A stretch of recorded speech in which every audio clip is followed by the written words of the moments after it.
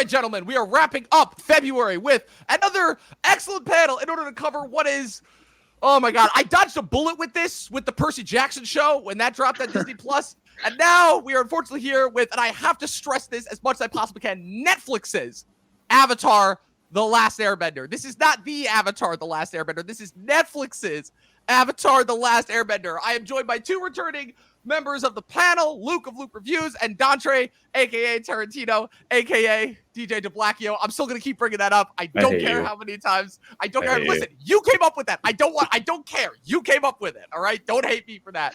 And we are also joined by a first-time member of the podcast, another member of the Neighborhood Playhouse. Brandon, I believe this makes you the third person that I've had from the Neighborhood Playhouse on this podcast after Luisa and Karn. Yeah, I know, right? I'm stacking it up. I'm really right an honor. Brandon Gilbert, you had the honor, or actually, I don't know if I would call that honor. I wouldn't call it suffering, but I would call it something of watching the first couple of episodes of this. I'm not going to call it abomination, but something along those lines with me last night. So just happy to have you here and happy you're here to help rip this thing apart with us. Me too. Me too. Yeah. I'm wondering if the basis for our conversation is, do we actually even treat it as the same thing as the animated show at all? Oh, we can. We can. But in fairness, I think that the show itself already differentiated itself from the animated property immediately. And we're going to get into all of that and more on today's episode of the Talkin' TV podcast. Stay tuned.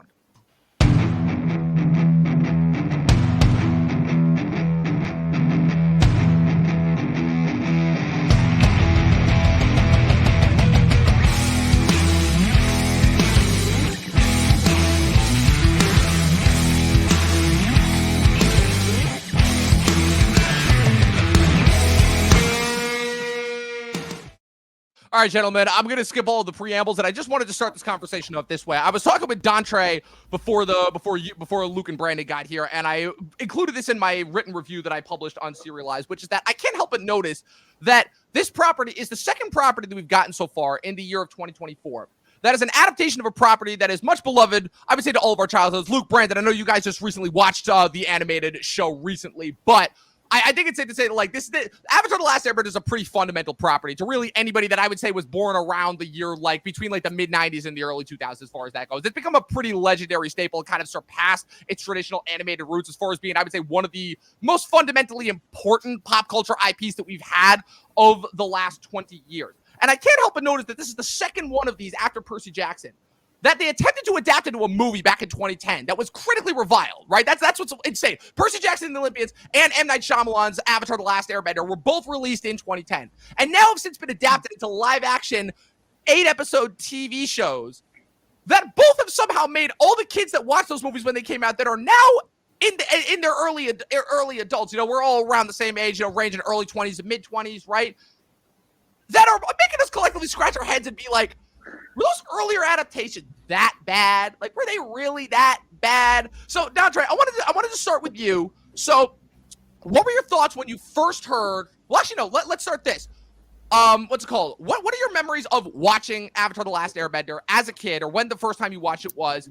And then, how does that lead into your thoughts when you first hear that Netflix is going to take a stab and do it at the time with the original creator still attached? I think they first announced this, I want to say, in 2019. I think this goes back that far. Yeah. First watching Avatar: Last Airbender, I was like, oh, this is new. This is a Nickelodeon. So it's Nickelodeon really didn't have any flagship shows that I was interested in at first. So it was Chinese culture. I was hooked in first, after book one, kind of watching it. I was like, yo, this is great. I want to see how they go forward with book two. And what we didn't know that at the time. Then hearing the live action, as a person who watches anime religiously, the last thing you want to hear is that your favorite anime is getting adapted into a live action, because real anime fans out here, they know this. If you've heard of Attack on Titan, you watch that terrible fucking Attack on Titan live action movie that, I'm sorry, this sounds crazy, but the Titans look like fat Mexicans, which was weird. Which was so weird. Oh, and it was God. I forgot about that. It was actually weird, but I was like, you know what, giving it a shot. It's the original creator, so we're not getting some offshoot people, some showrunners that just don't know what the fuck they're doing. But then to hear the showrunners left, I'm like, oh, Damn. Yeah, we're already in for a ride. We're already in for a ride. But Yeah. Yeah. So now Luke, as somebody who had watched the not as recently as Brandon, but like who had watched the live action, the Last Airbender cartoon recently, as well as also being a massive Attack on Titan fan. What were your thoughts when you heard initially about the Last Airbender live action remake that they were doing and that the original creators had walked? I don't know when they announced it, but I don't think I'd watched it fully through at that point, because I'd seen like individual episodes on Nickelodeon, just like, okay, Aang has hair in this one, Aang doesn't have hair in this one, whatever. But I didn't watch them in order. I was just a little kid. Okay, SpongeBob, you can watch that in any orders. Avatar, but in I think 2020, I watched all the way through, and it was absolute peak fiction. And then the live action show is kind of looming in the background the whole time. And then you hear that the original creators are gone, and you're like, okay, this is going to be a bit of a train wreck. And maybe it wasn't a complete train wreck, but yeah, it wasn't it. It definitely was not it, to say the least. Yeah. Now, so Brandon, you've got probably the most interesting story here of all of us, because you are probably the one here that has watched the Avatar: The Last Airbender original cartoon the most recently. So just walk me. So for the first time for the Talking TV viewing audience, voice them like what it was actually getting to experience that for the first time recently. Because because this is a unique experience, because like I don't think any of us have gotten to experience that aside from Luke, like for the first time, like as an adult. Right. Like it's kind of insane, right? Yeah. So for me, like, I mean, I'd heard about, I'd seen like similar to Luke, like maybe a couple episodes, like when I was a kid, like kind of just in the periphery, like not actually following it linearly, like at all. But then like you and a couple of my other friends like hyped it up a lot. So I remember like I started watching like the first couple episodes, because I hadn't seen any like kid shows in a long time. It was kind of like a bit of an adjustment to kind of get back into that. But past like, honestly, it didn't take long at all. Like maybe first 3 episodes, and I was like, oh shit, this is like actually amazing. And then as you get to like the end of book 1, and then especially like book 2, like it's just so good. And like now I stand by that it's not like just one of the best like kids shows. Like it's actually just like one of the best shows period that I've seen, and like incredibly specific and honestly just amazing, like in every way. Like I felt so cohesive. And well, when I heard like they were doing a live action adaptation, I was like, well, I'm also kind of a purist when it comes to that. I'm like kind of almost always against it, because it's just, I don't really see the point in like destroying something or trying to, I don't know, like just watch the fucking show. Like that's kind of how, but yeah. So, I mean, I'm such a fan. Like I think the like that show is like honestly magical, like the original. It really is, because what that show accomplished at a time when really I would say that there was much more of an impetus put on what they're trying to accomplish in cartoon storytelling. It's really weird, because where we're at right now with cartoons, specifically for kids, is we're at this point where a lot of people still don't take like mostly like kiddie cartoons seriously. But the level of like storytelling and attention to detail is a lot more cohesive now than it was, I'd say, like close to like 18 years ago when this first premiered. And what was so fascinating about the approach that they took to the show, specifically, like I said, the two original creators, Brian Konietzko and Michael Dante DiMartino, is that it was the first time you ever saw them attempt to take like, okay, no, we're not going to have this just be like an episode of the week, jokey, fun, like distracting kids thing with like a ton of jokes and crazy references and whatnot, and however many like crazy sexual innuendo. For lack of a better word, we're not going to make this like South Park or Family Guy, but for kids. We're going to do this as a story that has a beginning, middle, and end. And how they frame it, right? They frame it as a journey that has a lot of stops along the way. But at the end of the day, they set it up like pretty early on in that animated show. The goal is we've got to defeat the Fire Lord. We've got to, kind of unify this world that has been broken and restore balance, which also ties into a ton of themes, specifically, Eastern themes they were trying to get to, the idea of, that they were trying to tie into the show. And at the end of the day, right, it was this cohesive 3-act story that they told across the course of 3 seasons, comprising of 20 some odd episodes. And with the exception of a couple of episodes that I guess you could say are filler, for the most part, they pretty much accomplished that. And they did it pretty damn well. So much so that you have shows now that are coming out that are still trying to capture the magic of that and still not quite doing it. So much so to the point that even Avatar's own sequel show, The Legend of Korra, as misunderstood as I think that show was when it came out, right? You want to talk about it, it's like, wow, people were really not ready to have any sort of a sequel to Avatar when that came out. Like, even that couldn't really measure up, because even Korra devolved sort of into like more so like a villain of the week, only this time like villain of the season sort of a thing, rather than this grand overarching story with all these different characters and all rich characters specifically and all these different arcs. Like, it's almost like the algorithm, as it usually does, was reading my mind, because literally as I while I was on a break in between episodes yesterday, I was scrolling through and I saw just like a random clip pop up. It was like a montage of like this Toph making fun of the fact that she's blind. And I'm like, bro, how the fuck did they get away with this in a kid's show? Like, it's insane. Like, they literally have Katara straight up saying like, wow, Toph must be nice if you can see that. And I'm like, bro, what? Like, it's just...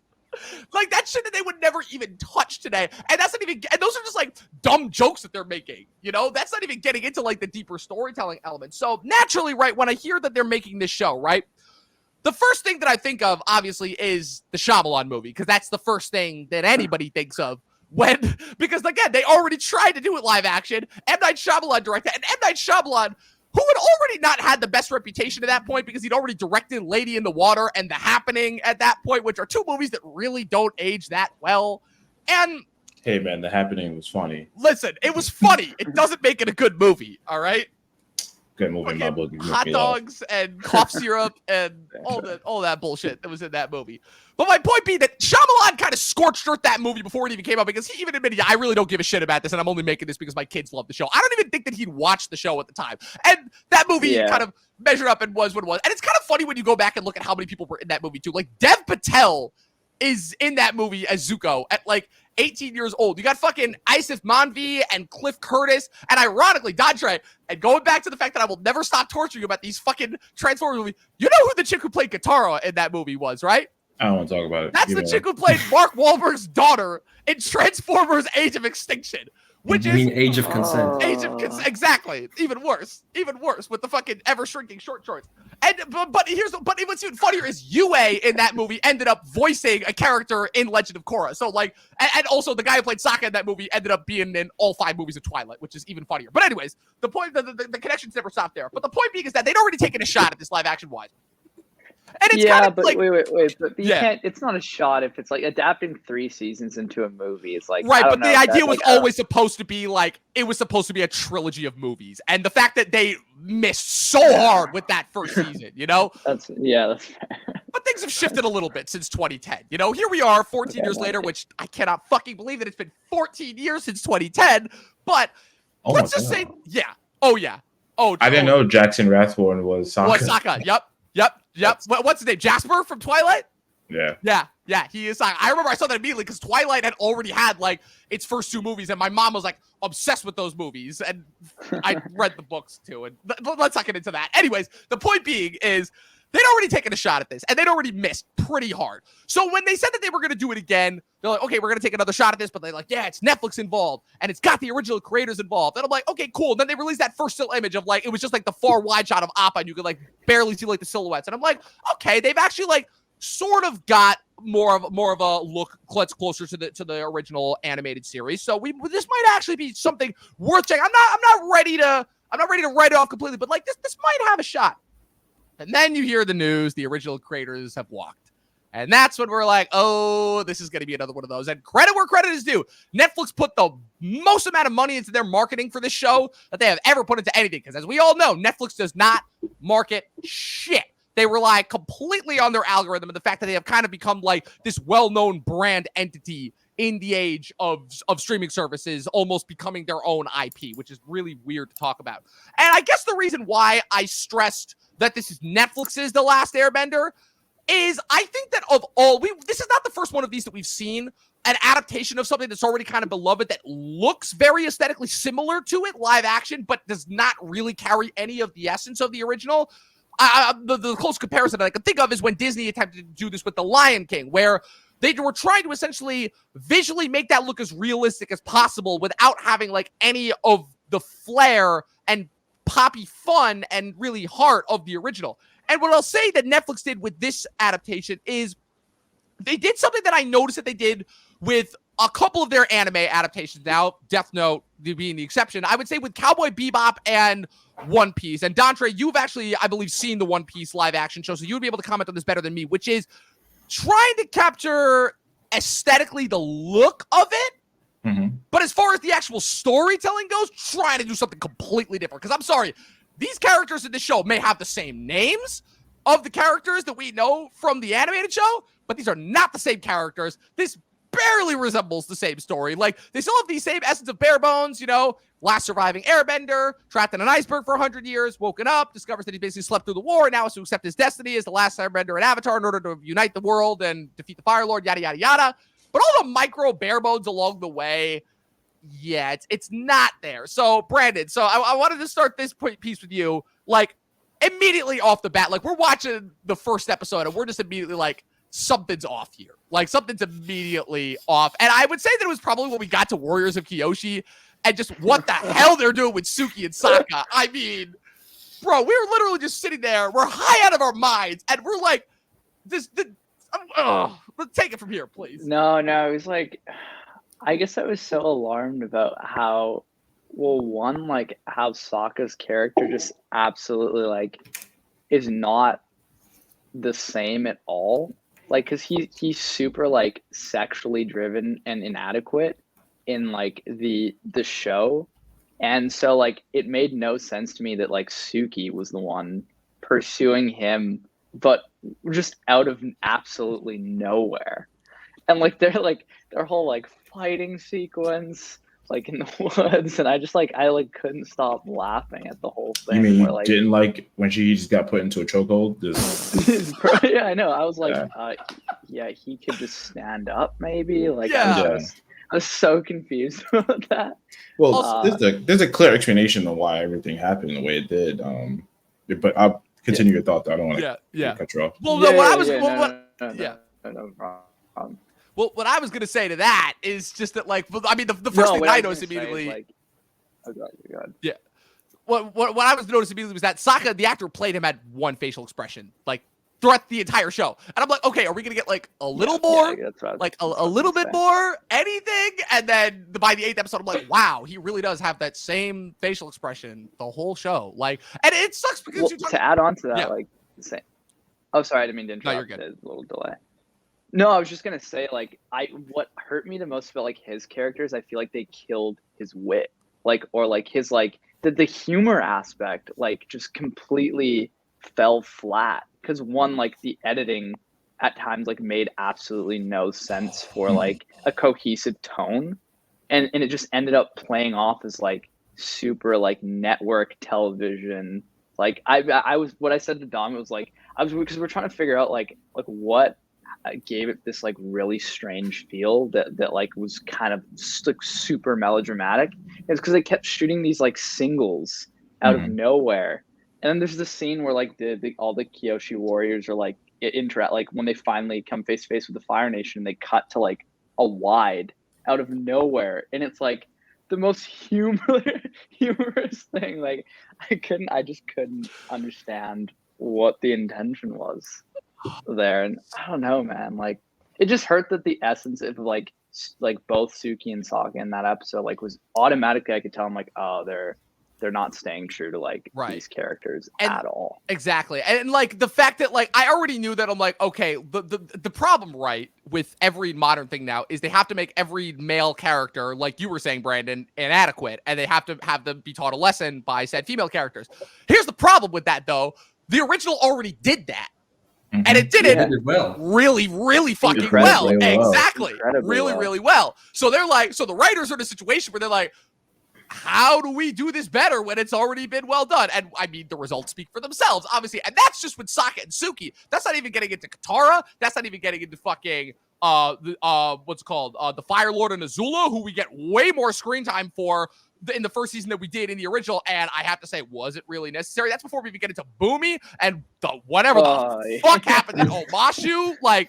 Dude, I mean, Luke, what were your thoughts? So, Luke, you only make it through the first 4 episodes, and then you're like, I'm done. I can't keep doing this.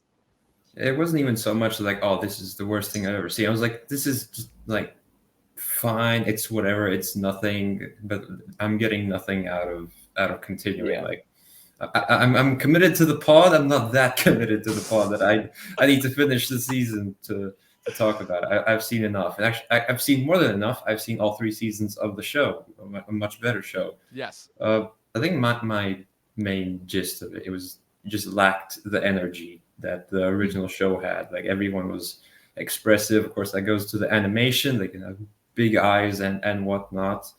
I thought there were a few actors that were doing better than others. Like the guy who plays Zuko, I thought from what I saw, I thought Daniel Liu, Yeah. he was doing a good job. Aang had some good moments, but Katara and Sokka, they were like, Yeah. Where's, like you said, where's the funniness? Where's the wit? Where's the sibling conflict that they have? And like I didn't even get to like most of the Azula stuff. Like Azula's my favorite in the show, so I'm just not gonna keep watching to see what happens. Exactly. Not to mention the fact that like we were watching and it was like, why does Azula look 12 years old? Especially, and I mean, this is always the craziest thing, right? Is the fact that in the show, right, it is established that Zuko and Sokka are the same age and Azula is younger, which is news for me because for the longest time, I always thought that Azula was the older sibling. I was always thrown off by the fact that Zuko was older, right? So the fact of, okay, so Azula's younger than Zuko, right? But she looks 12 years old. Okay, Sokka and Zuko are supposed to be the same age, but Sokka looks like almost damn near a decade older than Zuko, who looks closer in age in this to Aang than he does like in his counterpart. And like that's the whole joke that's made in the first episode is the fact that when Zuko meets Aang for the first time, he's like, I was told the Avatar was this great warrior. You're just a kid. And Aang throws it right back at him and is like, well, you're just a teenager. And like that's the type of wit and charm that was missing. Like I'll never forget like joking around with my brothers. Like this was like a thing that we would talk about relentlessly at the end of the second episode when Sokka and Katara save him from the ship and fucking like Sokka's going to get his stick and Zuko grabs it and then Sokka hits him 3 times in the head as a comeback from before when Zuko did it to him, and then he raises the staff and is like, that's from the Water Tribe. Like me and my brothers would fucking go at that relentlessly because it was such a funny, charming moment that made it so endearing. And like there was none of that here. There was none of that. Instead, you just have like a show that is essentially, once again, like a location hopping series of side quests in order to get to like defeat the main boss, but with none of the heart, none of the charm. It felt like I was watching a video game at times. It really did. Yeah. Not to mention the fact that I think that the word that I would come to as far as describing this remake, because you're right, Luke, it's not the worst thing I've ever seen. And standalone on its own, I can't say that this is good, but like if you never knew anything about the original, say that you never even knew that the original existed, this isn't the worst thing that I've ever seen. But, and like, credit where credit is due, the writers here are adequate story. Like you can tell that they have like a general gist, they have a thing that they're building to, right? And you can tell that this is only going to be the first part of several installments, right? They do that bit at least, but it's a thing that I've been talking about recently, which is where it feels like writers in Hollywood now. It feels like because nothing original is being made by these studios, right? These studios are only going for well-known IP because that just seems to be the only thing. Like, it's very rare that an original idea can break through, like a Severance, you know, because that's probably the most original streaming thing that I've seen recently that actually like broke through and had like a pretty mainstream impact. Like even The Last of Us is based off a very popular video game, you know, so everything has to be an adaptation of an overarching IP. And as much as these studios claim that they're going to be doing something original, I have yet to actually see them do it. So you have something like this, right? And you have these writers who are trying to make their own original stance and stink, but they can't do it because they are constrained by the limits of adaptations of things that not only are just adaptations, but they're adaptations of well-known IP. So, because like at the end of the day, everybody knows Avatar to some extent. It's the same way that everybody knows Star Wars now to some extent. Everybody knows Marvel Comics. Everybody knows DC Comics. Like those aren't niche properties anymore. They are widely known mainstream intellectual properties that for the most part everybody has some sort of familiarity with. Specifically the writers that they are bringing into these writing rooms, you know, who have for the most part all grown up with this kind of stuff, you know, because you have to assume that these writers are all within our respective age range, maybe a little older, but the point is that they've grown up with all this stuff. So with all of that being said, you essentially have an impossible task. You essentially have to create your own original stance on something that everybody already knows and everybody's going to be breathing down your neck if you don't like get it exactly like the original. But if you do it exactly the original, it's like, what's the point? It's a no-win scenario. It's a Kobayashi Maru. So Dontre, with that being said, you were mentioning something before about like there's a stark reason as to why like the Suki stuff, all that. So please go into that. I just like originally like, you know, there was like right before the show came out on Netflix, there was just like a bunch of articles that came out about how they were removing the sexism out of the show. And the problem with that, and I get it, you know, it's out of pocket as well. Times have changed from like back in 2010. But that part drew like Sokka to character development because it wasn't until Sokka got his ass beat by Suki in the cartoon that changed his entire mindset, because Sokka was like, I'm a warrior, because he's kind of following like what the water tribe is, like the men are warriors, the women are healers, or, you know, caregivers and stuff like that to the children. So when Sokka pulls up to Kyoshi Island with Aang and Katara, he's like, oh, I'm a warrior, I'm much stronger than you guys, and he gets his ass beat. Then there's like the relationship between him and Suki that's formed. And the show, the live action, it was just so awkward because like it's missing something because it was just taken out. There's no way that Suki was that aggressive. There was no need for like, you know, especially in film, like it's always like the females that drive the sexual interactions in movies and TV and television because it seems too aggressive when males do it.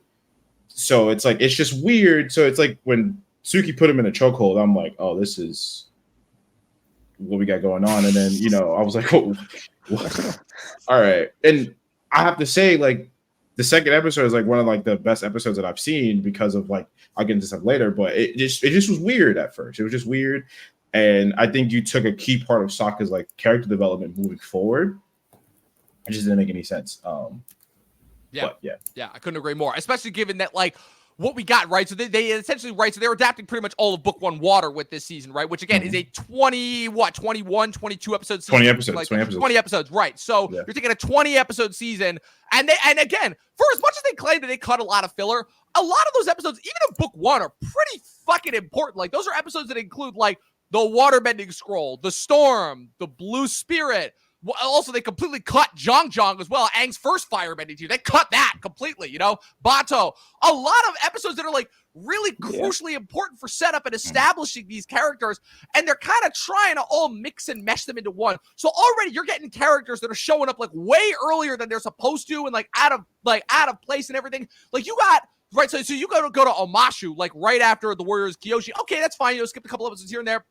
But then you're already getting introduced to Jet and the Mechanist and everything. Yeah. And then when you're introduced to Zhao, and Zhao's whole character is completely different than what they did originally. They have Ken Leung from Lost and X-Men The Last Stand playing him, and he's doing a completely different take on that character. And they're trying to like include Azula and Ozai into all these different in all these different ways, like try and set them up really like before versus in the show. What made it in the original, what made it cool is the fact that Ozai, the fact of the matter is, you really didn't actually see Ozai until the 3rd season because they wanted to set him up as, it's actually kind of pretty brilliant what they did is how they set him up as this overlooming threat that you didn't really see. Almost like, again, Brandon, what we were talking about yesterday, the fact that the problem with so much modern filmmaking is that they want to show everything. And the problem is that what makes so much classic traditional storytelling so awesome is the fact that you don't get to see everything, and therefore it increases the suspense in your head. Also, the fact that I don't even think Zuko mentioned that he even had a sister until the attack on the Northern Water Tribe, and then you saw her for the first time at the end of that episode, establishing, oh, so now not only do we have Zuko's dad to deal with, you got Zuko's sister to deal with, and then when you actually meet her in the 2nd season, you realize what a manipulative, just conniving, but also like super interesting and fascinating character she is. And I feel like seeing them this early and turning them into these generic stock villains just robs them of all this. And also just like the way they introduce Azula in this show with the fucking, oh, she's infiltrating these rebels that are trying to get into the palace and kill Ozai. And none of these guys, I'm just like, what are we doing here? Like, what are we doing here? I mean, I want to like speak to what you're saying because I feel like there's a couple of things that came to mind when you guys were just talking. Like, the one thing is like the mystery aspect. I feel like it is an impossible task to like have to adapt something like this because no matter what, someone's going to be angry. But at the same time, I feel like foundationally, like what's missing is like the original like Last Airbender is made for an intelligent audience. like it's made it, and it's built into like a proper lore. And to do that, like you need to have some of that mystery to it, or else you're just showing us everything, and it They turns already into know. like exactly, like turns into this like, you know, like kind of networky, or like so like almost like soap operatic like exposition of a show, which is fair, but it's a different like thing. Yeah. And like I get that, and I get that maybe that is part of the intention, but I couldn't figure out like the way that they made it. Are you making this like for the original fans as well, or are you like just turning this into a whole other thing? Right. Because automatically, by even how they open the show in the first place, showing like the first 20 minutes, I was like, oh, this is already a different show. Yeah, exactly. Because we don't get like, it's so much more effective. I mean, you learn like, if you've read any like fucking screenwriting book, or taken any film courses, like you said, like it's 100% like show don't tell. Right. And I kind of feel like that is the exact opposite of this show. Yeah. And like fundamentally, like just I think all the problems kind of go back to that for me, where I'm like, oh, like I lose all of the mystery. Like I don't want to see Ozai yet. Like I don't want to see Azula, because it makes them so much cooler later on. Yeah, like exactly. I feel like that comes with like, and I noticed with a few other things, like they just want to throw everything in there in this first season. Like, will they get a second season? That's, I mean, they're probably going to get a second season. Yeah, but I mean, they've already convened a writer's room before they even got the renewal. So yeah, if they don't, they'll throw in all the Fire Nation, Ty Lee, Azula, and those. They'll throw in the Cabbage Guy. They'll throw in Secret Tunnel. They'll throw in every little gag that they can afford to. Like, I'm surprised Toph didn't show up. And like, right, I was actually surprised that we didn't get a hint at Toph. Like anything. But like here, it's short-sighted. You fans, you love this. You love these little things. Make sure we get these in and forget about the character arcs and whatnot. Speaking of Secret Tunnel, like we technically got it. If you went through it, we got it in a way. No, we absolutely got it. We got it. Cave of Two Lovers, which is not until season 2. Like, so it's like you know, like we got it, and it was just like, damn. But I'm not gonna lie, I did enjoy the way how they did it a little bit, because it was quick. It was just getting out of there. But should it have been right now? No, absolutely not. It's like the way that I see it, right, is whenever people talk about filler, right? We've talked about this a lot, right? Filler, unfortunately, it's an unfortunate, I would say, byproduct of the way that television was run for so long, which is that they had these sometimes 22, 23 episode quotas to hit.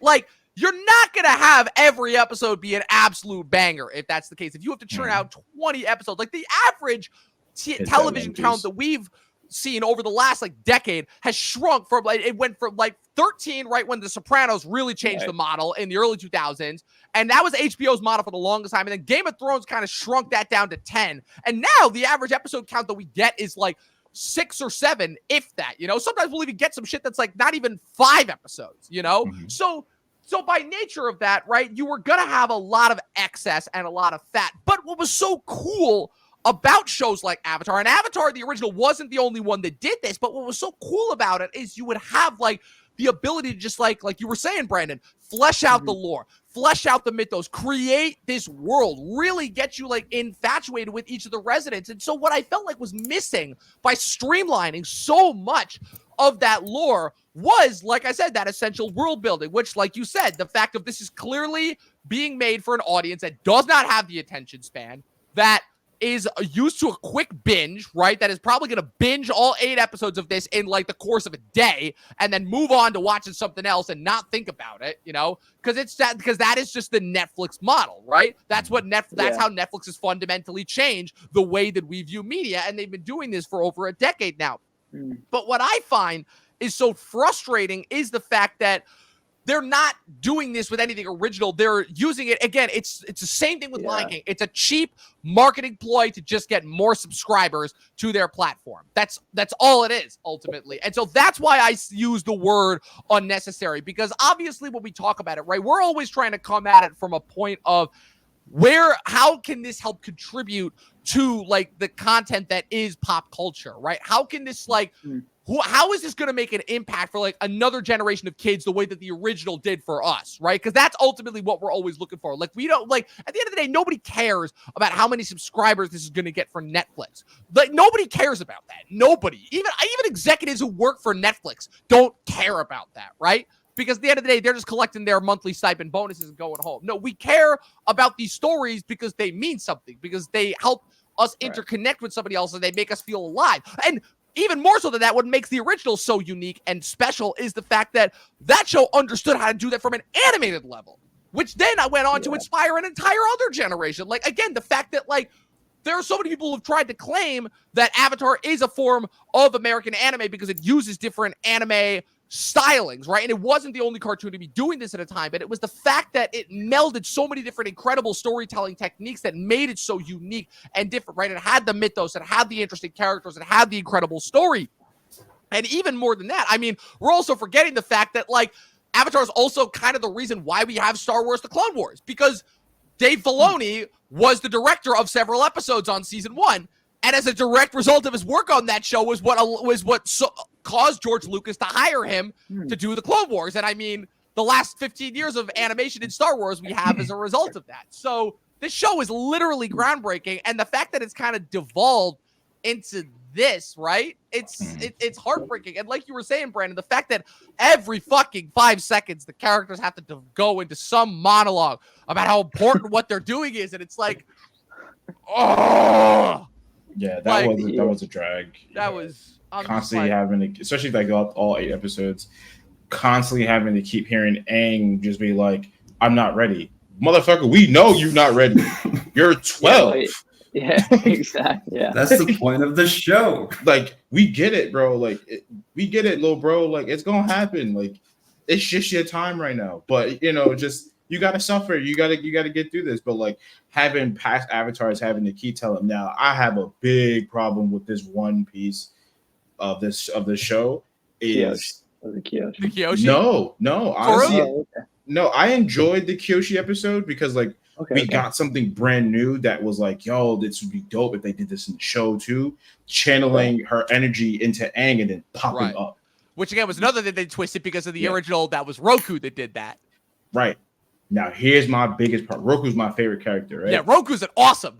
How the fuck they did not know each other? They were best friends before all this went down. I mean, Boomy. No, Roku and Aang knew each other. Well, no. Remember. Roku didn't know Aang. Roku had a close connection to Aang because when Roku was training at the Air Temples, Roku was friends with Gyatso because he trained with Gyatso when he was going around learning how to be the Avatar. Mm-hmm. So it's like like that friendly connection like they had, like completely gone. Like like Roku's arguably one of the most important mentors that Aang has throughout the show. Yeah, definitely. Yeah, not to mention the fact that like they kind of relegate Roku to just being another past avatar that he communicates with. Meanwhile, right, so we only get hints of Kyoshi, right? We don't actually see Kyoshi in like full form until season 2. And as far as just like communicating with other past avatars like previous to Kyoshi, we don't get that until fucking Sozin's Comet. All the way at the end of the show when he's trying to find another way to end the war without killing Ozai. You know, and that's when we get Karuk, and that's when we get the previous Airbender avatar whose name I'm forgetting right now, right? But so they kind of have relegated. So that's just Roku, right? As far as another legacy character that is crucially important in terms of influencing Aang's journey that is just kind of devolved into comedic relief. Also, another like fun insert, Roku, that actor, Dontre, did you recognize that actor? Yeah, I did. Yeah, so for anyone who has not seen Dexter, that's the guy who plays Masuka, the goofy fucking lab blood work guy from Dexter. Oh shit! Yeah. I was like, I was like, wow, yeah. They really dug in the bag to get this one. Oh, bro, and not even to mention the fact that like the legacy people. So they had George Takei, who famously had a very like crucial part in the first season of that show as like this fire as the voice of this Fire Nation basically prison concentration camp captain when Katara tried to infiltrate this prison camp in order to motivate these earthbenders to free themselves. And they had George Takei as the voice of Ko in this. And I'm like, why? And then also like the way that they introduced Wang Shitong before you even got the library. And I'm like, so we're not even setting up the library for the eclipse and everything that's coming later on in the Right. show, you know? So we're already just skipping that out of the way. So we're already doing that. And also they introduced the fog of lost souls, which is an element that they didn't even introduce until Korra. Like if we're really going down the rabbit hole of things they screwed up. And like, okay, so the two biggest things that I had, right? Boomy. I had a big problem with how they did Boomy, where fucking the whole thing of Boomy is in the show, right? The original. Boomy knows who Aang is the minute that he steps foot in the city. And the whole thing is a test in order because Aang doesn't recognize Boomy. So the whole thing is in order to try and like help Aang remember him. So that way Aang can like be provoked to think differently and think outside the box when it comes. Again, another crucial foundational step in establishing his journey. And in this shit, we get, oh, Boomy's mad at Aang for being frozen in an iceberg for 100 years. An action that was out of his control because it was a gut-like survival instinct that the Avatar state caused when he almost drowned. So, like, there's a whole lot of shit, right? The fact that, like, in the original show, the only people that were mad at Aang for not being here for the last 100 years were people who didn't understand how the Avatar state worked, and understandably so. Aang didn't even understand how the Avatar state worked when it happened, and as a result, that's why he was feeling so guilty when he found out that he couldn't be there for the for when the Fire Nation attacked and murdered and all the Air Nomads. So you just have all of this like crucial character building that helps establish these guys that is just thrown away for what I don't even know, like if this new sort of attempt at character building even works. So there's that. Yeah. There is one thing though. There's one thing that I will say that was interesting, right? So in the shows, because you always have, right? Because there's always that phrase, right? A broken clock is right at least twice a day. And in all this shit that they're trying to throw at you, right? All this excess lore that you don't get until later on in the show that is very purposefully and deliberately told you in pieces in the show that they're just kind of trying to throw at you all at once, right? You did get a little bit of interesting stuff, right? So the fact that the show chose to open 100 years ago, right, at the moment when Sozin leads the attack on the air temples, and the fact that you start off with Sozin, not Ozai, it's an interesting choice. And I will say it did a good job of establishing how this show was trying to differentiate itself from the cartoon. I'm not saying it was the right choice, but I at least appreciate that they were trying to put in the effort to differentiate themselves. But there was one instance, and Luke, you can relate to this as a Kim's Convenience fan. So going into the show, right, one of the biggest names that we saw going into this when they were first announcing the cast members, right, Daniel Kim, a.k.a. Jin from Lost. God, I wish Chris was here because Chris would be going nuts right now because this has two alumni from... I just know him as Dr. Han. Dr. Han, from Legend of Korra. But the other one is Mr. Kim himself, Paul Sung-Hyung Lee, as Iroh. And that was like a really, really big deal because I was telling Brandon about this a little the other day. You know, Luke, you, me, and Chris like bonded over how much we love Kim's Convenience, right? And I will say that like Paul immediately differentiated himself as like one of the best actors because this is a guy who it feels like, unlike the rest of the cast, who it felt like we're doing just bare bones impressions of the original characters. Paul did his homework and he was like trying to capture the essence of Iroh while also trying to do his own thing. Like he's not trying to be the Iroh from the show, but I kind of appreciated that. And the reason why I give him props is specifically in episode 4, when you get the flashbacks to like, you know, his son Lu Ten's death, which is the whole motivating factor for his thing. I will say the way that they did it, it did get to me. And in terms of like establishing like the relationship that he has with Zuko, that was one element. That was probably the only element that this show actually added that made me be like, okay, I actually kind of appreciate this because the whole thing in the show, right, is that Zuko is the sub-in for Iroh's lost son, and Iroh's trying to make up with Zuko for where he failed with Lu Ten, right? Pushing Lu Ten into this life of war that then ultimately ended up killing him, and now Iroh forever has to live with and is forever trying to repent for the guilt of ultimately like losing his son. And it's a really, really heartbreaking tragedy. It's why Iroh is often regarded as one of the best characters on the show. And I will say that while again, there were a lot of other elements that were missing in their vast attempt to kind of shove everything in our face. That was one that they almost stumbled upon. That was like a brief moment of genius that they almost didn't realize it was. Because when Zuko is at the funeral in the flashback and he's like kind of telling Iroh the story that he had of Lu Ten, where everybody else is just coming up and being like, oh, Lu Ten, you know, he died with full honors, all that. And Zuko like tells his heartbreaking story about how Lu Ten would always be there for him when he was a kid. And then he comes and sits next to Iroh. That I thought was a really, really touching moment. And one of the few instances where this struck gold. And then, unfortunately, we had to go into the bullshit of the Spirit World and the Fire Sages, which also featured another Lost alumni. Really weird how many Lost alumni ended up in this show. Daniel Day Kim, Ken Leung, and then Francois Chow, who played, ironically enough, Ken Leung's the guy who was revealed to be Ken Leung's father on the show, on Lost, as the Fire Sages and the stupidity with the Spirit World and all that. And then just as soon as we got into the fucking North Pole and everything that was going on there, I'm like, yeah, this is really dumb. And I'm sorry, like, that Amber Mid-Thunder actress, the one who was in Legion, and then had the one-off episode of Reservation Dogs as Yue, like, bro, I mean, you thought Sokka's relationship with Suki was bad. Oh my God. Like, first of all, like, can we just talk about how in the original, how amazing it was, how they were able to build up Sokka's whole relationship with Yue in like the course of 3 episodes, and the fact that like that actually saw like a completion of Sokka's arc from like this kind of like idiot who had really had no interaction with the outside world to going through this fully fledged arc, down to the point where the rest of the warriors are consulting him because he's the only one that's actually had experience fighting the Fire Nation.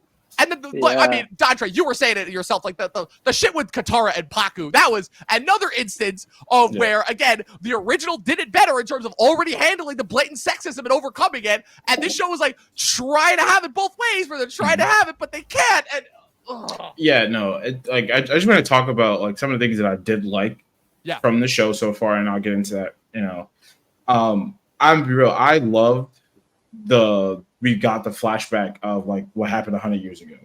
You know, the air temple, they was really throwing down, but the crazy part that like nobody realized until later in the show, in the cartoon, is that the firebenders got their powers amplified by Sozin's comet. Exactly. So it was like, you know, there was nothing they could have did. Right. Because nobody knew about that. Right. But like as moving forward, it's like, yeah, bro, Sozin's comet, it amps them up. So it's like a bad time to fight them. But I really think that we like that. I wish I would have saw Gyatso drop some bodies first. Yeah. And then, you know, like I would have loved to see that. But also, like, I also like the opening, the beginning, because that's what I thought the earthbending was going to be like. And then we got something completely different later. Yeah. And I thought the earthbending was raw. Like it's like almost like all the budget went into that opening earthbending scene, and then the rest was just like not it. You know, and like I said, like I like the Kyoshi episode, like the second half of it. Like, you know, just like his communication with Kyoshi, because like I think also another thing that I, like kind of what I didn't like is that like all the avatars didn't try to like understand Aang like made his decision. Like they made it seem like, yo, they was with the shits from day uno. Like, you know, this is our mission as the Avatar. We got to do what we got to do. Except for Karuk. Karuk was like, yo, I just wanted to go and protect the spirit world because there was some shit going on over there. And I have no idea. But the humans was like, he abandoned us. But he was doing something to protect y'all the whole entire time. Because that's the other thing that's established as well, is the fact that like each of the different avatars existed in different times and had different conflicts to overcome. Like the thing about Roku, and that's such a crucial establishing factor for Roku's character, is the fact that when Roku was coming up, he came up in a time of relative peace. And the problem is that because he was also such best friends with Sozin, like they were best friends, the fact that by the time, and he spent years away from him training, and I think it took him like the course of like 3 or 4 years to complete his training. So by the time he came back and saw that Sozin had changed, he still thought he was like buddies. And by the time he realized what Sozin was doing, it was too late. And then Sozin had him X'd and then attacked the air nomads when the comet came, and that was that, you know? Yeah. So it's like, you know, those things were like, all right, cool. But like, I wish the avatars were kind of understanding, like, you know, you've been watching him like this entire time. So you knew he was stuck for 100 years. You knew that he was gone. You knew he's just a kid. So it's like, there's no way that like any of you as kids or whatever, how old you were like, no, this is your mission. You got to be ruthless, especially like Kyoshi. Kyoshi was like, you got to be militant. You got to be fierce. You got to be what you got to just start dropping motherfuckers off whenever you want to type shit. But it's like, no, just give the kid a little bit of empathy, a little bit, and like have him understand. Now, my biggest take from this is like, we were talking about this about filler and stuff like that. Some of these filler episodes that we got in the cartoon were like the missing pieces that explain a lot of the big plot points in the show. My biggest problem of the 8-episode Netflix live action was, where the fuck was Aang doing all the other bending masteries, like the water bending? Like Aang at least knew another element going into the siege of the northern water. He learned Yeah, along the way. And the whole He bit that they did didn't. with the waterbending scroll and why that episode is so fucking crucially important is the fact that that's a good motivation tool for Katara, because Katara desperately wants to be a waterbender, and her and Aang are both trying to learn from this thing, but Aang is picking it up in like 5 seconds And flat. she's having a hard pissed. time, and she's pissed. Yeah. And here it's like, no, she picks it up in 5 seconds flat. Bro, and Dontre, you nailed this when you called us last night. The motherfucker hasn't even learned airbending waterbending by the time the show's done. Yeah, he hasn't learned waterbending by the time the show's done. And it's like, bro, like, what the fuck is going on? Like, what? And like I was sitting here watching the final episode, and I'm just like, I swear to God, if he starts bending water without having to learn anything, I'm cooking this when I came on here today. Like, but it didn't happen. It didn't happen. Right. You know, but it kind of made sense about how the final fight was when he was with the ocean spirit. It was like the ocean spirit wasn't like bending. It was kind of just like a big like Godzilla moment kind of thing. It was a kaiju moment where again the whole thing, right? It's Avatar state merging with the spirit world and everything, and that is one thing that I will say that they actually did adapt pretty well, is the fact that in those earlier instances when he accessed the Avatar state, he really doesn't have any control. Is the thing, and I thought that they did that decently, okay, somewhat. But let's talk about the big elephant in the room. Yeah. After we get the whole, raid on the Southern Air Temple. Well, no, we get that in the beginning. Right. Let's talk about how the first 5 minutes, my man Aang is flying without the glider. Yeah. Hear me out. Let me cook. This is a lost technique that the air nomads forgot.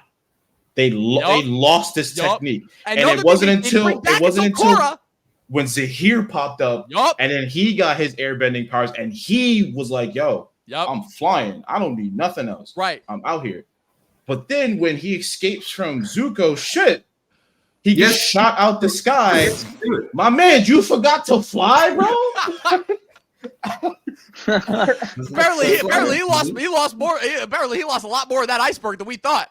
How much chromosomes did you lose up here, bro? Like, what you got going on? So it's suspended animation, really, my ass. It's really weird to see like what they were doing with that at the same time, because it's like you made him fly in the first in the beginning of the episode.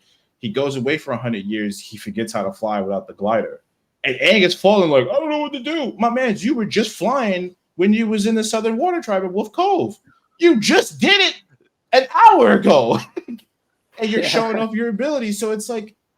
That's when I knew I had to watch this just for the joke, and I was like, "Let me hit Donald. I gotta go on this episode." I mean, not even just that. The fact that besides the fact that you're right, the fact that it was a lost technique that didn't even get brought up until the sequel show, is the fact that I'm just watching it and I'm like, this looks shitty.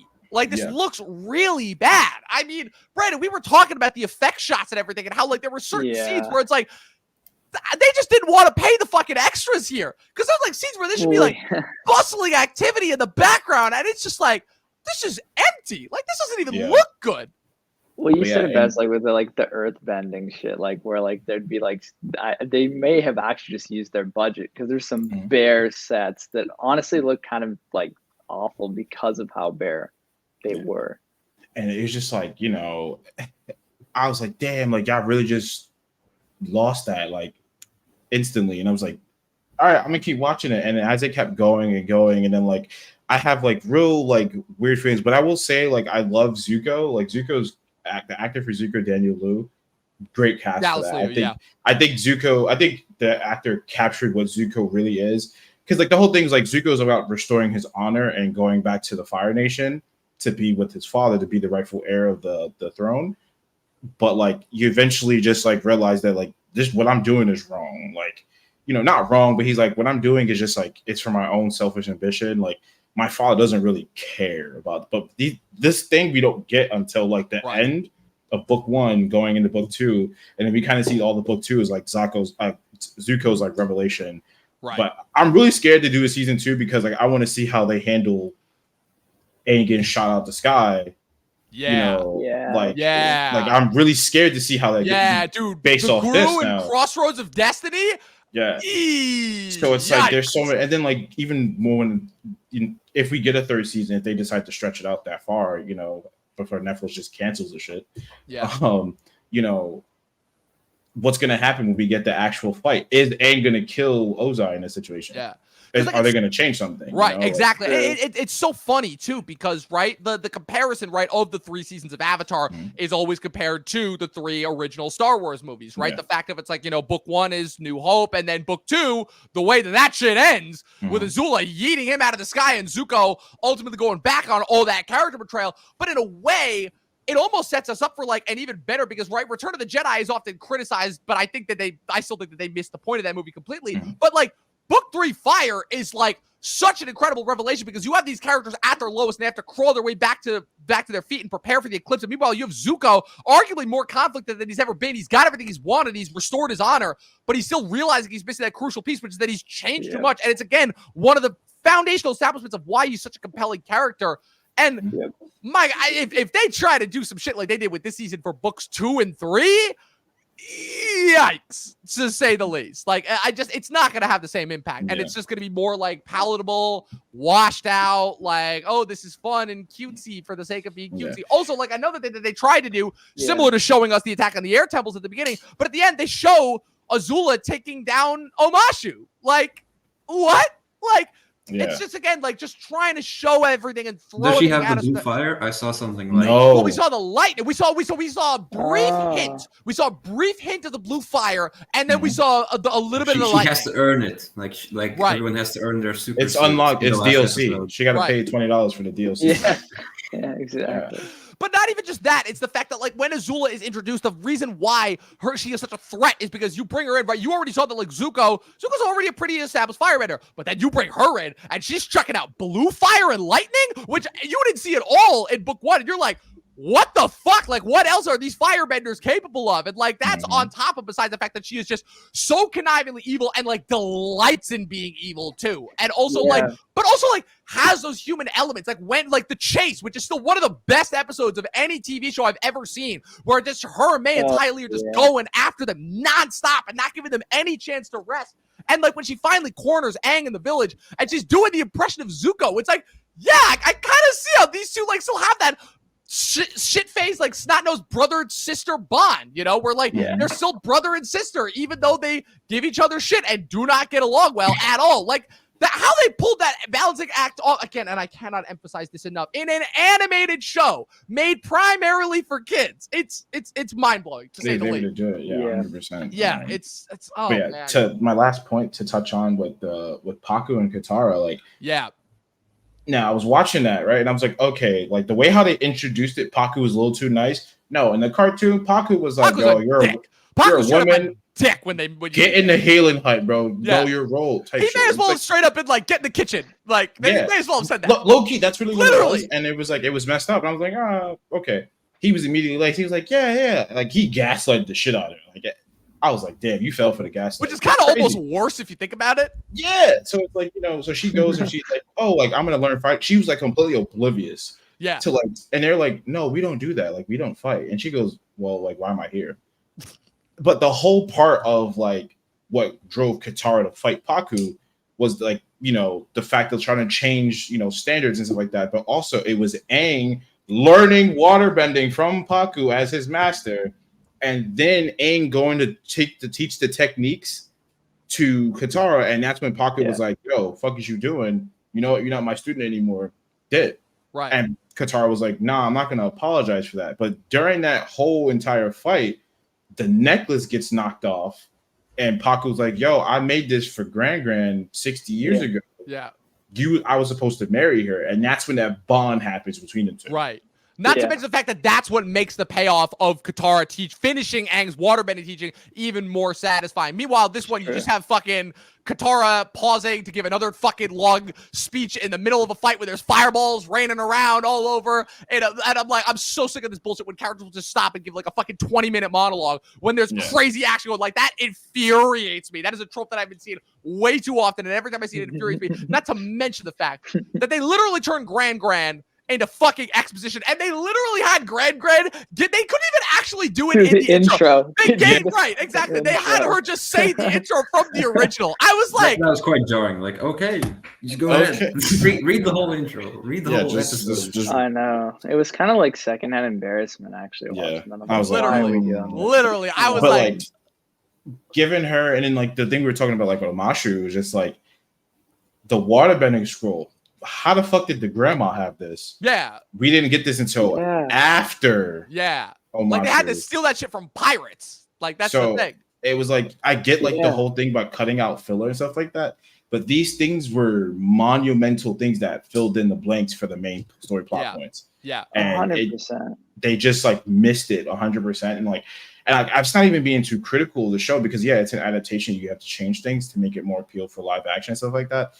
From like a film student perspective, and going in the Avatar state, the CG was fucking terrible. Yeah, not good. Not good. Like especially the scene when we get the close up of him in the Southern Air Temple and his mouth is moving and stuff like that. And I'm like, I done seen shit on different levels, like low budget creators make better stuff than this. Yeah. I mean, Spider-Man Lotus was better than this. Right. Like, and that's a full CGI movie. Yeah, that's the other problem too. Like I said, is the fact that, like, again, you have an age where fucking YouTube guys can shit out CG that's better than half the CG that we're getting in most movies now. I mean, Doctor, you remember when like the deep fake for The Irishman came out and made the de-aging for De Niro and Pesci and Pacino look 1,000 times better than what we actually got? And I'm like, this is some fucking YouTuber who did this for as a laugh. And it was like Disney's version of de-aging for like Marvel stuff. Literally. De-aging Samuel Jackson looks perfect. And if you're not even just taking into consideration the CG of it, just the Southern Air Temple aspect, which again they tacked on at the end of the first episode. When the Southern Air Temple, the third episode, is one of the most crucially foundational episodes of the show. Where again, the fact that because again you don't see how the air nomads are dead, and like Aang's heard, he's like, okay, nobody's seen an airbender, but that doesn't mean that some may not have survived, and you don't find out that the firebenders got to the air temples until that episode. And because it's such a shock for Aang, realizing in real time that he is the last airbender, that's when it's like, that's when the shit really hits the fan. That's when you're like, oh, this is the type of show we're dealing with. And here it's like all that amazing tension and pathos is robbed of us because we already saw it. So it's like, and I feel like what they ended up doing too is like, which I did like, is that they waited, instead of raiding all the temples looking for Aang, they waited until all of them came and then wiped them out at once. And I was like, oh shit. Yeah. Now, one key thing that I really loved, and it's later in the series, and I wished it was in the cartoon, was the conversation between Aang and Gyatso in the spirit world. Yeah. That I will say was good. That was a really good episode because it was like, yo, like, Aang, I think Aang needed that conversation because that's when it would have got so much. I think Aang would have took shit more seriously if he'd have got that done in the cartoon because it's like he understood. Like Gyatso made him understand, like, yo, bro, listen, if you were there 100 years ago, you would have died just like the rest of us, bro. Like you would have not survived that at all. Yeah, you would have got killed out the Avatar state, like you almost did anyway. Right, ruining. There wouldn't have been another Avatar after that. Right. You would have completely just died. So you running away was an okay decision because you got to survive. You got to live on. Now you're here now. Get it done now. Yeah, exactly. But I think that was a powerful episode. Yeah. Before we wrap up and get out of here, how do we feel about the usage of Gyatso in this? Because I would say that they almost attempted to swap in Gyatso over Roku because Roku, but the whole thing that they're trying to establish with the original is that Gyatso is an element of Aang's past. Aang will always have fond memories of him, but Gyatso is always kind of like a reminder of his failure to help the air nomads, right? Which is part of his driving conflict, not only across Last Airbender, but also going into Legend of Korra. And so they swap him in Roku, who is the most recent avatar in the cycle, in order to like kind of promote his avatar journey. So how do we feel about them putting more of an emphasis on Gyatso over Roku, who I think we only see once in this entire show? Roku, I don't think I've watched far enough for that. Yeah, we only see Roku once. And honestly, I think I wish they would have kept Roku in there because it plays a bigger part in a lot of the things. And it helps Aang understand why the Fire Nation is doing this and why they want to do this. Because Roku's the one that tells him about the connection with Sozin. Roku's the one that tells him about the comet. A whole bunch of other. Roku also is the one who tells him about if he dies in the Avatar state. That's it. That cuts off the Avatar cycle. It's over. Right. He doesn't know about any of that. I'm pretty sure to this point. Now, like given what's going on now, Aang doesn't fucking know. So that's why I'm scared for the next season. Because if Aang gets smoked out the Avatar state, and he doesn't know, well, I'm pretty like he'll know eventually. But because the whole thing, right, is that when he goes into the Avatar state at the end of season 2, again, it's a last-minute desperate move because he's got no other options, right? And again, he almost dies. If not for Katara with the spirit water, like, and even when he gets resurrected, he's not able to access the Avatar state until Sozin's Comet, right? He's able to communicate with other avatars, but he can't access the Avatar state. Like, what's going to happen if he doesn't know that if he dies in the Avatar state? Like, he's got to find that out at some point in season 2 before they have the confrontation in Ba Sing Se, you know? Because that's the whole big thing that's also established, right? Is in both properties is that Omashu falling leaves Ba Sing Se really as the last stronghold that the Earth Kingdom has to stand against the Fire Nation. And the whole thing is that when Ba Sing Se falls at the end of season 2, that's it. The Fire Nation is convinced, they're like, we've won. The Avatar is dead. Ba Sing Se is fallen. World's ours. We, you know, we're God. And that's what also makes the first half of season 3 so crucial, is the fact that they are largely able to operate under the radar because everybody thinks that they're dead, you know, and that's how they're able to muster their forces and launch the attack on the Eclipse. But now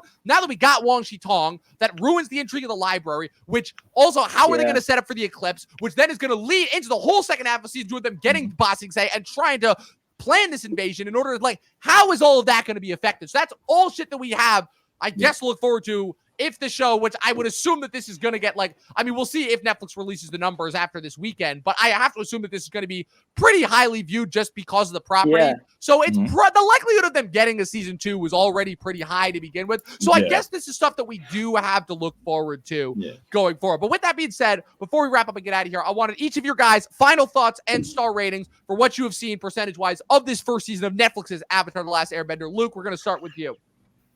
Yeah, we've talked long and hard about this. You guys a little more because you obviously watched this whole show, and the only thing that's made me want to do is go back and watch the original show now. Because we talk about that more than this one, I feel even. But final star rating from the stuff that I saw, I would give it a solid 2.5 stars because it wasn't atrociously and insultingly bad. It was just absolutely fine. At least I enjoyed the bending fights. Yeah. Like that was.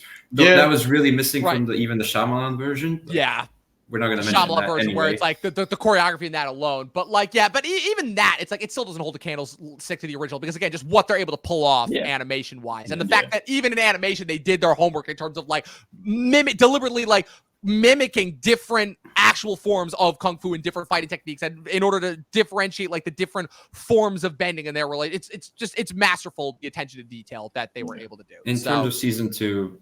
I'll watch the Tales of Ba Sing Se episode because that's like the episode of the show that everyone's like. But again, they already told you about Lu Ten, so like, how is that even going to have the same impact in live action? There's no point. Yeah, there's no point. If they don't have the haiku battle, then they failed.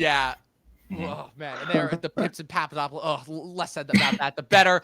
Brandon, so for your first time on the Talking TV podcast, what would you say your final thoughts and star rating is for Netflix's Avatar: The Last Airbender?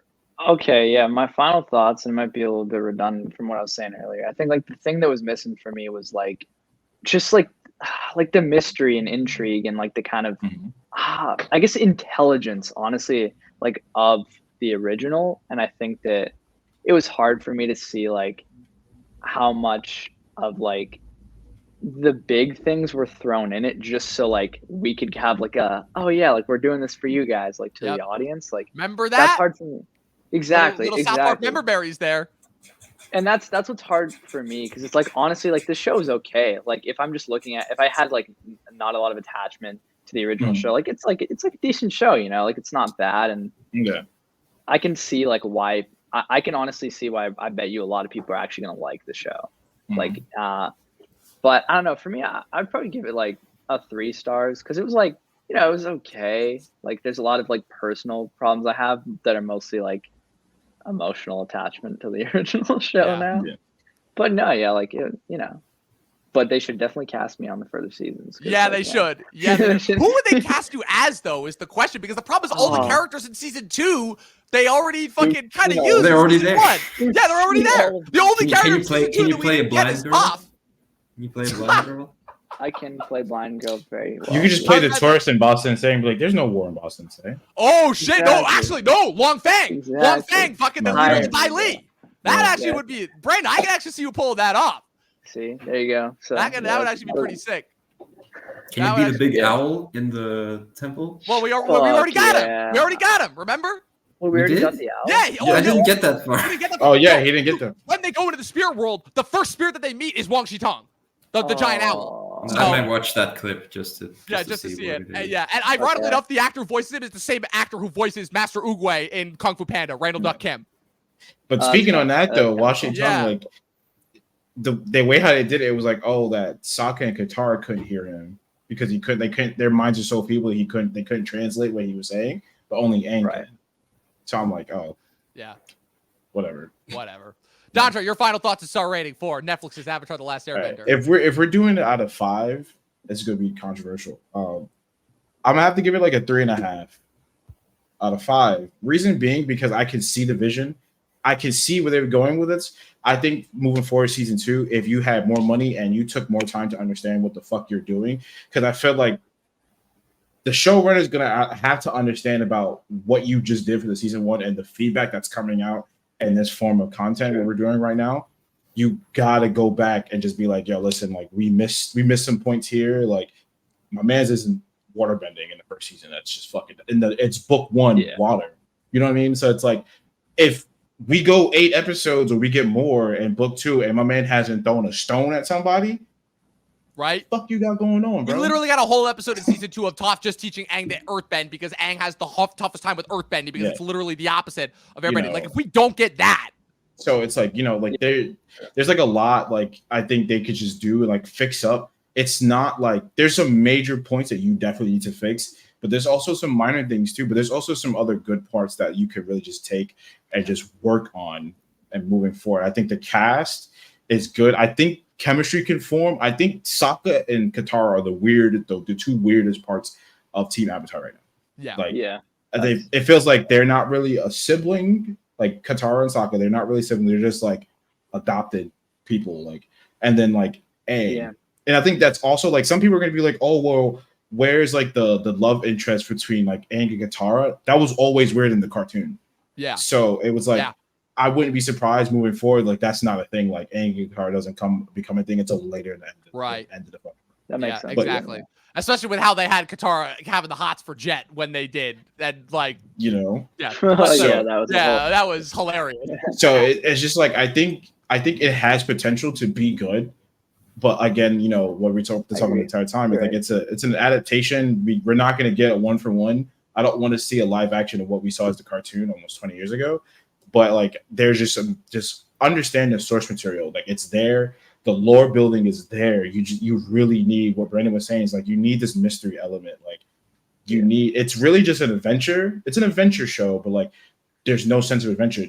Planet hopping, island hopping doesn't work if you don't have anything in between to build it up. Exactly. So that's true. That's well said. I give it a 3.5 out of 5 because like I see the vision, I see what they want to do. The movie didn't have that at all. It was just it did not. I'm gonna just start casting people and just fucking shit up. But casting a lot of white people also who can't act as well. Which So and I feel like M. Night Shyamalan just casted his friends in it. M. Night Shyamalan literally straight up admitted he didn't give a fuck. He was only doing it for his kids, but he couldn't even do that right. So I guess that shows you what he thinks of his kids. But hey, his daughter's directing a movie that's coming out this year too. In addition to his next movie, which is also coming out next year. So there's that. All right, my final thoughts and star rating. Yeah. My final thoughts and star ratings. So I see where all you guys are coming from, and my whole thing is it's weird because I always have a hard time objectively reviewing stuff like this, especially when it's adapted from things that I have such a close personal connection to. And objectively, like I said, yes, I did see where the showrunners were going for. I do. Yeah. I understand that they were trying to do their own thing. And like I said, narrative-wise, if this wasn't an adaptation of The Last Airbender, I would be like, all right, that actually wasn't bad. It was one of the few 8-episode shows that I was actually able to binge in all of 2 days, and I didn't drag my feet with it, and I didn't get bored with it. It did interest me. There was enough solid acting and enough things to keep me interested. Mm-hmm. That being said, it unfortunately shares the name with literally the greatest cartoon possibly ever made. One of the greatest shows ever made that has such this deep, rich mythology and lore. And when it feels like you're deliberately going out of your way to just like ignore all of that for the sake of what? Just providing fans a different experience that they already experienced that was better? That's where shit like this loses me. And on top of including a lot of other tropes that I hate about a lot of modern day TV shows and movies that are made, it's a 2 out of 5 for me. Easily. It's got to be that. So with that being said, that was our review of Netflix's Avatar, The Last Airbender. Like I said, that is it for March. We are going in. That is it for February. Sorry, we are going into March, and again, we are getting hit with content galore. We got Dune Part 2. We got Kung Fu Panda 4. We got Roadhouse with Jake Gyllenhaal. We got Three Body Problem. We got the return of Invincible. We got Bad Batch is back finally. We're ending it with again the ultimate smackdown.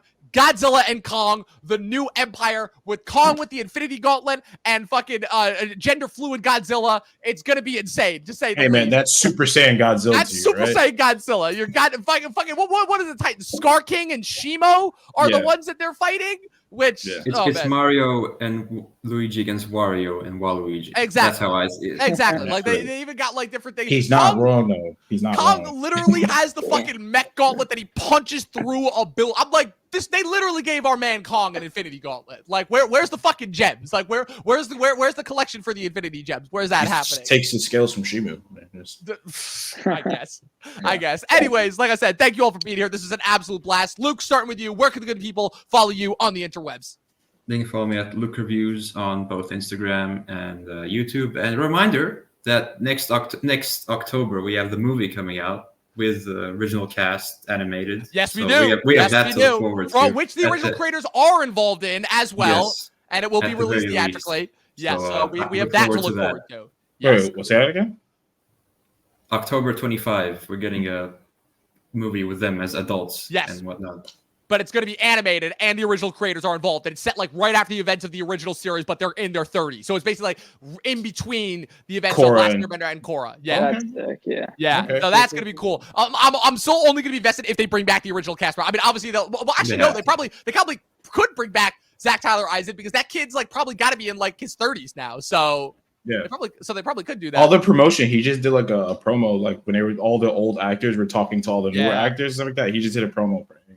Yeah, they got to bring him back. They have to. I mean, Mae Whitman and Dante Bosco have both like blown up pretty big since then, but like they have to. That would be so sick.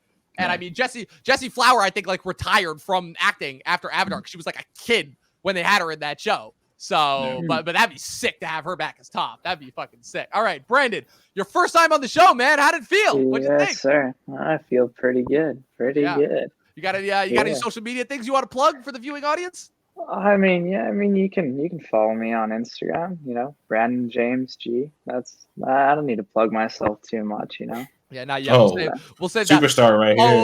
We'll say that for later. You don't understand. Brandon's a little bit of Brandon's got a little bit of a track record, if you will. We'll speak more to that once we're off the stream. But we'll break that down for you. And last but not least, again, my brother for life, Dontre, man, my former housemate. Where can the good people follow you on the interwebs?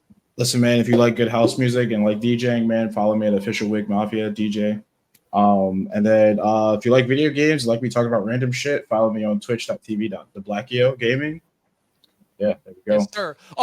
So I can't crack DiBlackio on here, but DiBlackio Gaming on because I called myself Leonardo DiBlackio. Oh, okay. So it's got to be Leonardo DiBlackio from now on. Got it. I'll make sure I get that right going forward.